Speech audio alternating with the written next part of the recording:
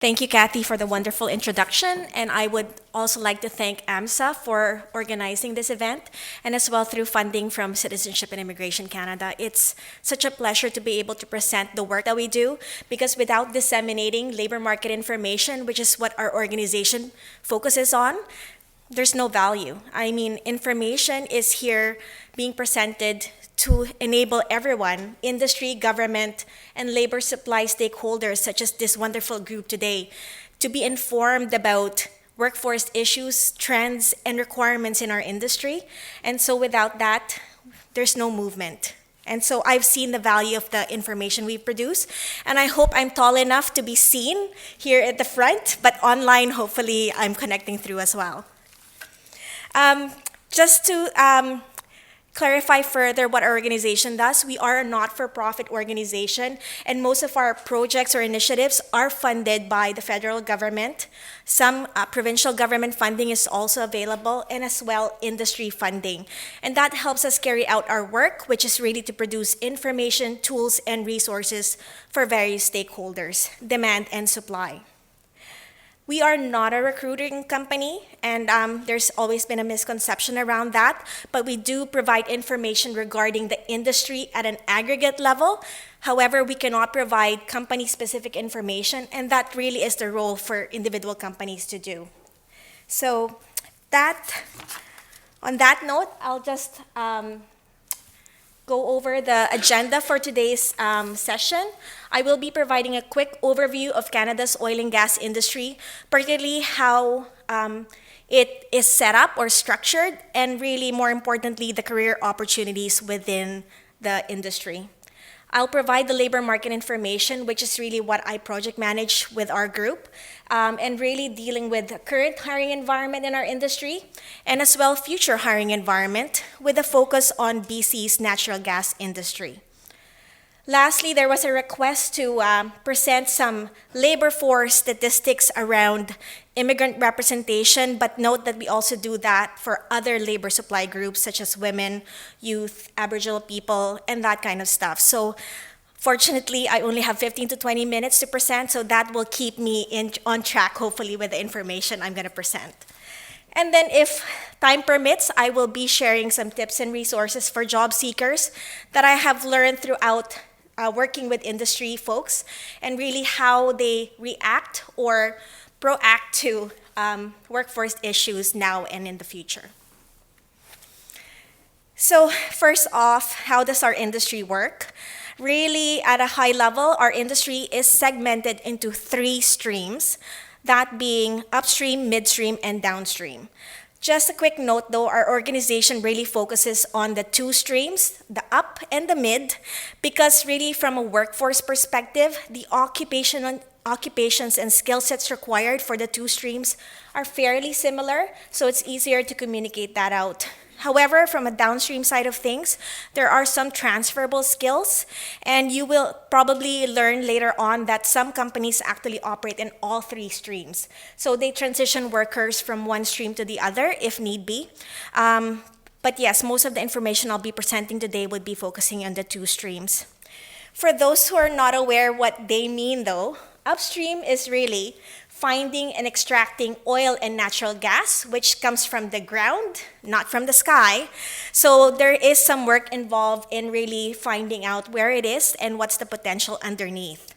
And sometimes oil and natural gas are trapped really in more difficult pieces like rock, for example, where you need to kind of crush it out so that the oil and natural gas can be drawn out from that. Sometimes you require steam to actually extract it as well and bring it up to the surface.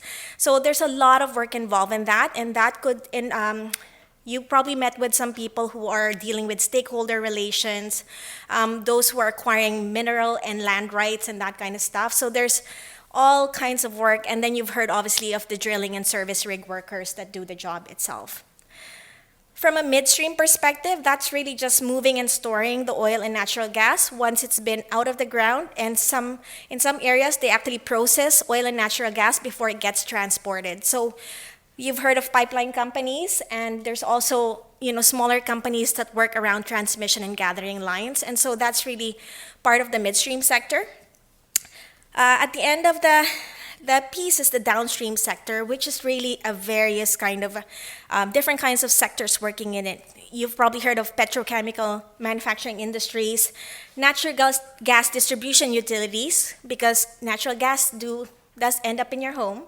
And as well, a lot of industries use oil and natural gas to fuel their own production or work. And you will see natural gas and oil in some of the products you use on a daily basis. I don't know if you're aware, cell phones, running shoes, lipstick, that contains petroleum. So, so you need to care unless you're not gonna use these products. So the career options within all three streams, but again, note upstream and midstream in particular, varies really from an engineering kind of role, geoscience professionals role, but down to the field workers, the entry-level positions, and those with some few years experience under their belt, and the nature of work really differs between each. And for the most part, we even have specialized roles around marine and nautical services, but as well, we have head office roles, or warmer roles, if you will. I don't want to make a joke out of it, but warmer roles where it's head and office or regional offices kind of base work. And that's the important thing to note here is that our sector, being complex as it is comprised of many subsectors within. So you've probably heard of producing companies like the Shells and the Suncors out there. I don't know if you've heard about oil and gas service companies, those that provide services to the producers. And you've heard of Schlumberger, National Oil Well, Varco. They're not as popular, but they're actually the biggest employer or sector employer in our industry. And so the kind of work, and obviously there's the pipeline companies, the kind of work and the nature of work really varies between each subsector. And so if you have a chance to download my presentation later today, it will be made available. I do have included additional slides after this career option slide, where it breaks down career opportunities by subsector. And more importantly, there are industry associations that represent each subsector, and I've provided the website. So it will help in research for job seekers to understand how the industry is dissected further, and really the organizations that represent them. If you go to their websites, you will find a list of their member companies. So it does help with research and job search. What is the current environment and what is the future environment from a hiring perspective in Canada's oil and gas industry? And I will include information about BC-specific opportunities. So current price of oil and natural gas is not the greatest. I mean, if it has dropped significantly from last year's. However, there are some positives and negatives to it, and let me explain that. From a short-term perspective, there's definitely impacts on the pricing environment we're facing today. There are a number of companies that have slowed down on industry expansion activity, and as well, that equates to hiring activity as well. So there's been some hiring impacts as a result. You might have heard some oil and gas projects have been canceled or deferred. But one thing I want to note is that from the last 2 years where we were all looking at growth, there were projects that were pushing through, obviously, or most projects were pushing through, and actually new projects are going to be completed this year. And so those projects are not going to be canceled or deferred, and in fact would require new workers to fuel the projects. They're not going to stop. So that's one thing to note. So for the companies that actually have canceled or deferred projects, future years projects, they're focusing on their core business activities and continue to optimize production and prepare for projects that will be coming on stream or those that they have not canceled to date. But cost management is key. So they're very careful on where they spend their monies, and they have to balance out short-term priorities. Ultimately, they are a business, so they have to look after their bottom lines. But still, they understand that the industry will continue to grow in the future. Things could turn around tomorrow. That's my prediction. So they are still thinking about the long term. And really what's key for our industry is that we need to diversify our markets. We have to find new markets outside of North America. Otherwise, your opportunities are very restricted. And that's the reason why you've probably heard of the push for LNG, liquefied natural gas projects, and as well new pipelines that will help us bring out our oil and natural gas out of North America and into Asia, Europe, and that kind of stuff.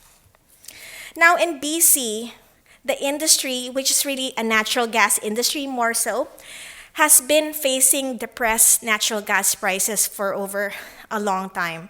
And so they've been really hit hard with the pricing, but at the same time, work is still happening and we're still hearing labor shortages, especially where the natural gas industry is operating, which is really the northern side of BC. So that's one thing to note. And as well, for the companies that haven't made decisions around cutting workforce and they're able to survive in the short term, we've heard that they're committed to maintaining that workforce levels. And for those companies that have projects that are coming on stream this year, we've heard that hiring is happening for those companies. So there are companies that are currently hiring in today's environment. So such a good sign, hey, such a complex industry to work with. And yes, like I said, tomorrow, watch out.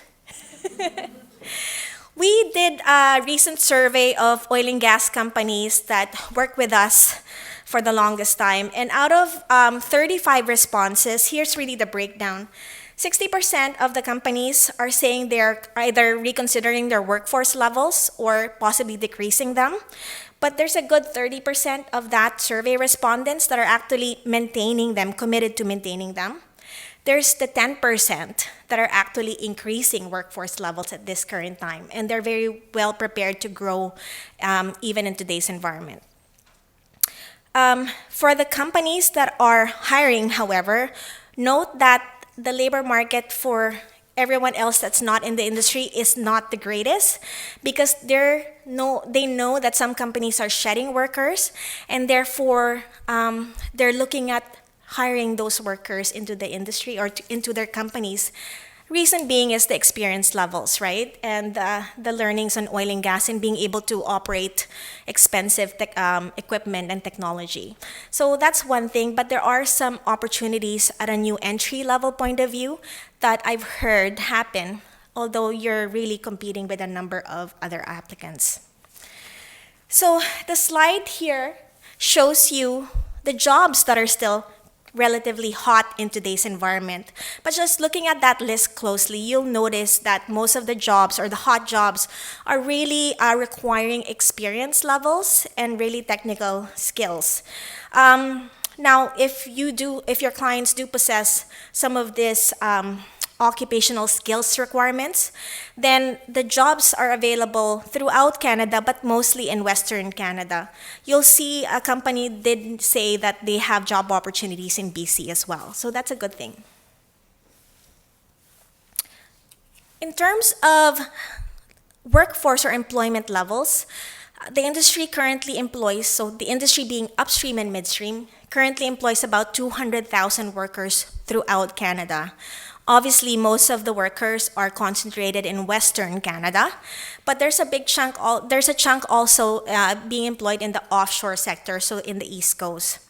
Now, again, by subsector, you'll see now that the oil and gas services subsector is the greatest employer, followed by conventional E&P, and then oil sands is always there in the media, but you can see the numbers there. The oil sands sector really, which is focused in northern Alberta, and obviously head office jobs in Calgary and Edmonton, such a small sector, but it is a growing sector. So that's one thing to note. And as well, pipeline companies, so you've heard of TransCanada and Bridge, and maybe smaller pipeline companies. They're the smallest employer, but very stable in terms of employment and opportunities. Now, going outside of the direct workforce, you also have your downstream sector. You also have your indirect sectors servicing the direct companies, and that includes construction, oil and gas manufacturing, transportation, camp services, and ultimately down to retail and even tourism industries that service the workers that are directly employed in oil and gas.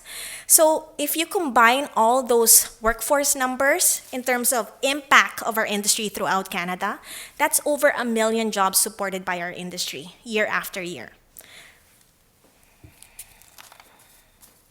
Now, I'm presenting the outlook for our industry over to 2022. So we did this study in 2013, and so really we called it a 10-year outlook. Where we are at now, it's not a 10-year outlook anymore.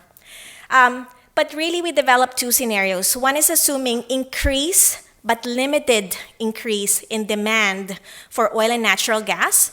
We called it a low growth scenario because the demand will be, or the increase in demand will be limited to North America. So increased use of oil and natural gas within the current environment. Then the other scenario is a high growth or an expansion scenario where we are going to be able to diversify our markets and service other countries outside of North America.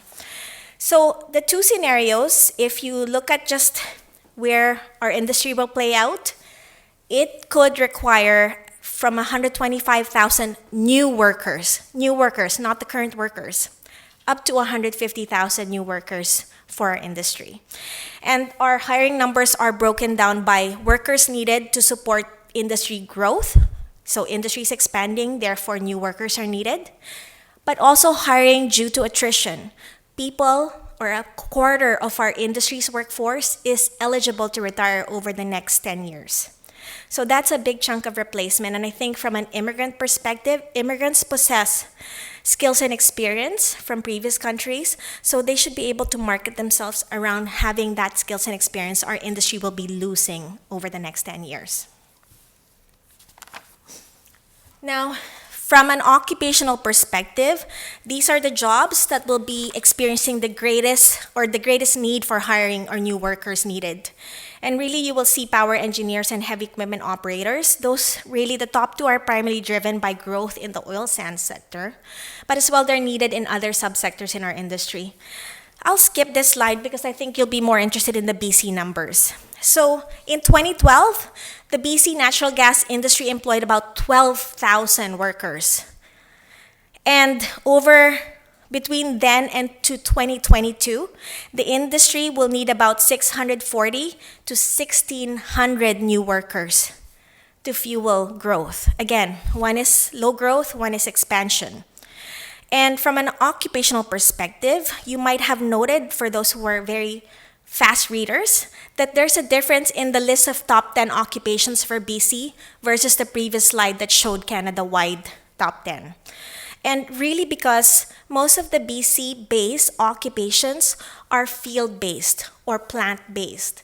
And so you will see that most of these occupations would be required more in the northern region.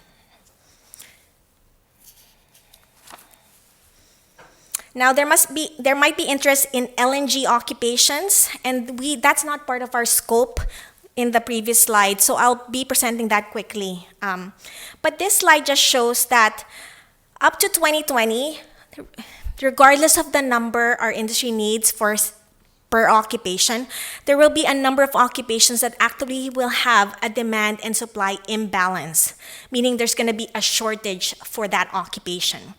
And these are the occupations that are provided there. Thanks for taking a photo, but the slide will be available later, or the presentation will be available later. It's too small, I would agree. I apologize for that. Now, one of the things that I do want to point out is obviously the current hiring environment does not dictate industry to do targeted recruitment activities because they're getting an influx of applicants through their main online application system. When things turn around and they're starting to feel pinches with the labor market and there's going to be a shortage of workers, they're going to do more targeted recruitment and they're going to go out to where they know that talent is available. So that's something to watch. The other thing is, I know that some of your clients might be saying, oh, the industry is looking for 10 years work experience. Canadian work experience and that kind of stuff. I find that when industries hard hit in terms of finding new workers, they're gonna be laxed on some of those qualifications needed. They're reconsidering that. And that's really a response to the labor market, right?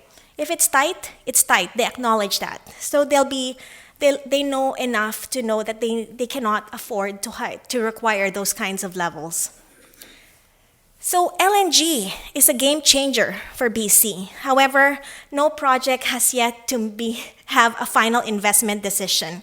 However, when one project does push through, the types of occupations that will be provided or available will be on the left side would be the construction-related occupations, and that's really just the on-site construction occupations.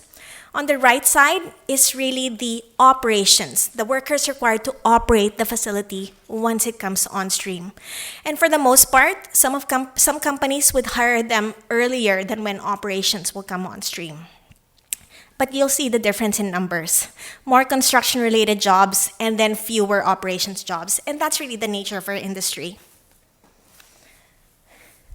Diversity in Canada's oil and gas industry. I think we're moving along fairly well, but still more work needs to be done. From an immigrant point of view, Canada's immigrants represent 22% of the overall labor force. In our industry, we've done better from previous census period, which was in 2006. So from 10.3% to 2011, it's now 12%. But still, there's a 10% gap. We probably should be representing that. However, there's barriers to consider. Obviously, the nature of the work and where our industry operates is going to be a problem going forward. Most immigrants are focused in the urban areas, and we are in rural. So those are some of the considerations aside from what you normally know, lack of Canadian understanding of the Canadian culture, how to do job search in Canada, and that kind of stuff. We have a diversity report that also provides stats for women, youth, and other labor supply pools, so I encourage you to download that report when you have a chance. So just tips is for job seekers, is to understand the industry and do your research, or do their research. You can help them as well. But also be prepared for the nature of work our industry provides. And understand transferable skills so that you're able to market yourself fairly well, again, amidst a number of other applicants out there. And then really I recommend targeted job search rather than sending your resume or your application to 1,000 jobs or 100 jobs every day. Really just know where you're most transferable and most employable. And that's a better use of your time. Now, aside from doing online application, I would recommend using social media to connect with employers, and as well networking with people who currently work in the industry. Because a lot of companies did say that 50% of their opportunities to source workers are sometimes made through employer referrals. That's a good thing, someone's recommending you. Our Careers in Oil and Gas website just provides other resources, such as a Choose Your Future quiz that youth in particular could use. It really just asks you a series of questions about preference from a nature of work perspective, and then we tell you the many jobs that would be kind of a good fit for that. In the future, we're going to expand this to include qualifications and transferable skills, so that's really going to be more customized for immigrants and also career transitioners. And then we have occupational profiles and day-in-the-life profiles, and as well, labor market reports that I've presented today, really bits and pieces of, that you can download and really learn more in terms of trends and issues in our industry. So on that note, I'd like to thank everyone for giving me this chance. And if you want to talk further, I'm available by email.